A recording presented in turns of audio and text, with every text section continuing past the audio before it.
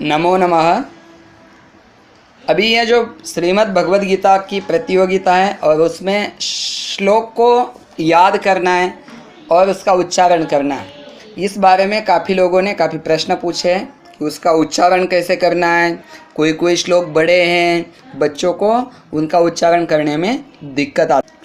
आपने देखा होगा कि अलग अलग परंपराओं में अलग अलग प्रकार से उसका उच्चारण किया जाता है, ठीक है, पर उच्चारण वही है, केवल और केवल उसका राग बदल जाता है। जैसे मैं अभी एक दो उदाहरण पेश करता हूँ आपके सामने। एवं सततयुक्ताये भक्तास्त्वां पर्युपासते ये चाप्यक्षरमव्यक्तं तेषां के योगवित्तमाः। तो इसमें मैंने क्या किया, चार पाद है, इस श्लोक के चार पाद है, तो अलग अलग जगह मैं बीच में 3 बार रुका, तो वहाँ 3 बार रुकना जरूरी है, तो बिल्कुल स्पष्टता आएगी और ठीक से उसका उच्चारण कर पाएंगे। दूसरे को दक्षिण भारतीय आदि आदि बोलते हैं कि एवं सततयुक्ताये भक्तास्त्वां पर्युपासते ये चाप्यक्षरम अव्यक्तम तेषां के योगवित्तमाः।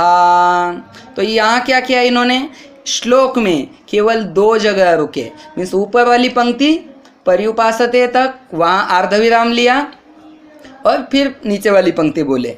तो इसमें होगा ये कि बच्चों को ऐसा बोलने में थोड़ी दिक्कत आती है, इसीलिए जो पहले वाला तरीका है कि एक एक पाद को लेकर यदि उच्चारण करेंगे तो बिल्कुल स्पष्टता आएगी, सभी शब्द स्पष्ट होंगे और गड़बड़ भी नहीं होगी। हाँ, दूसरी बात यह है, बहुत ज़्यादा शब्द, ये शब्द यदि बड़ा है या उसमें संयुक्त वर्ण ज़्यादा है तो उच्चारण करने में थोड़ी दिक्कत आती है। तो इसको हम क्या कर सकते हैं कि शब्दों को अलग अलग करना है। जैसे अभी उसी श्लोक में देखते हैं हम, एवं ये तो छोटा है, सतत युक्ताः, तो सतत युक्ता है ना, सतत युक्ता ऐसे 2 करके बोलेंगे, एवं सतत युक्ताये भक्तास्त्वां पर्युपासते। और यहाँ ध्यान देना है कि हमको एक एक वर्ण अब धीरे धीरे बोलना है, एक एक वर्ण हम धीरे धीरे बोलेंगे तो बिल्कुल स्पष्ट उच्चारण होगा, क्योंकि हमारे यहाँ श्लोकों में स्पष्टता आवश्यक है, स्पष्ट उच्चारण होना चाहिए।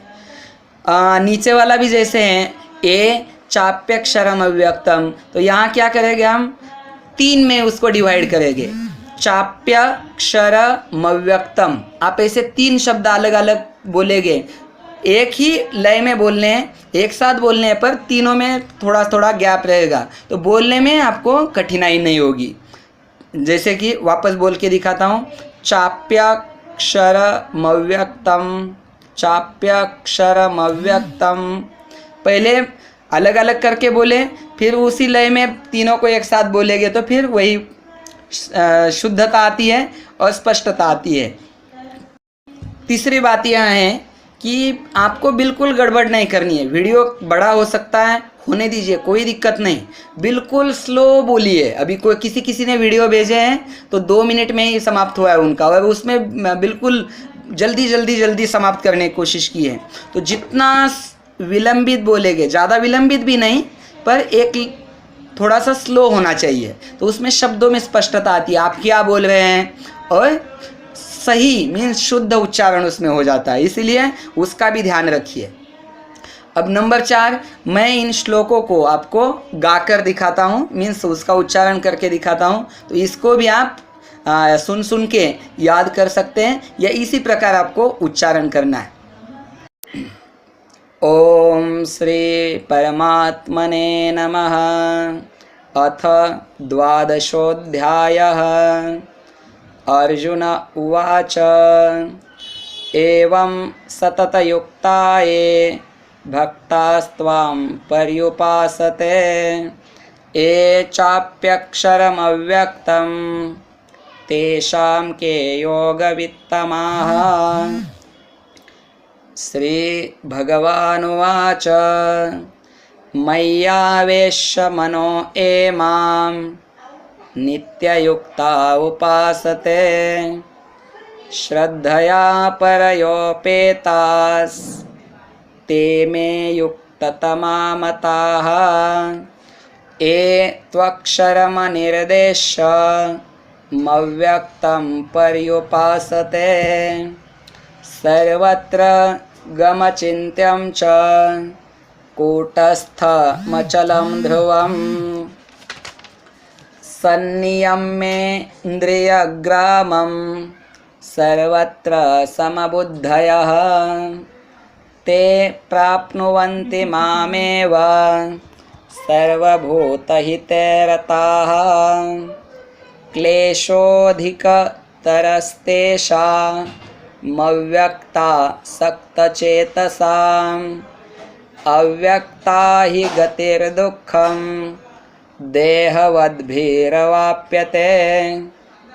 एतु सर्वाणि कर्माणि मयि सन्न्यस्य मत्पराः अनन्येनैव योगेन मां ध्यायन्त उपासते तेषामहं समुद्धर्ता मृत्युसंसारसागरात् भवामि न चिरात् पार्थ मय्यावेशितचेतसां मय्येव मन आधत्स्व मयि बुद्धिं निवेशय निवसिष्यसि मय्येव अत ऊर्ध्वं न संशयः अथ चित्तं समाधातुं न शक्नोषि मयि स्थिरम् अभ्यासयोगेन ततो मामिच्छाप्तुं धनञ्जय अभ्यासेऽप्यसमर्थोऽसि मत्कर्म परमो भव मदर्थमपि कर्माणि कुर्वन् सिद्धिमवाप्स्यसि। इस प्रकार यदि शुद्धता, सहजता,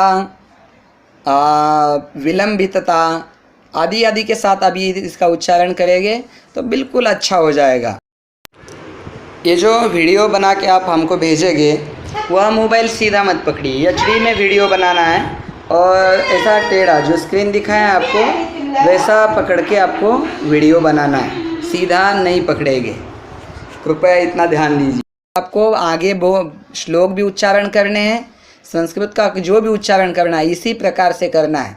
हमारे यहाँ जो हम रुके हैं बीच बीच में वहाँ यति आती है तो उस यति पर रुकना जरूरी है, तो आपका उच्चारण में दिक्कत नहीं आती है। फिर आपको श्वास लेने में भी वहाँ थोड़ा समय मिलता है। यति नाम थोड़ा सा छोटा विराम। तो आशा करते हैं कि आप बिल्कुल अच्छे से अच्छा प्रयास करेंगे और भगवान आपके गुरुजी इस आपके कार्य में जरूर आपको आशीर्वाद प्रदान करेंगे। हरि ओम तत्सत।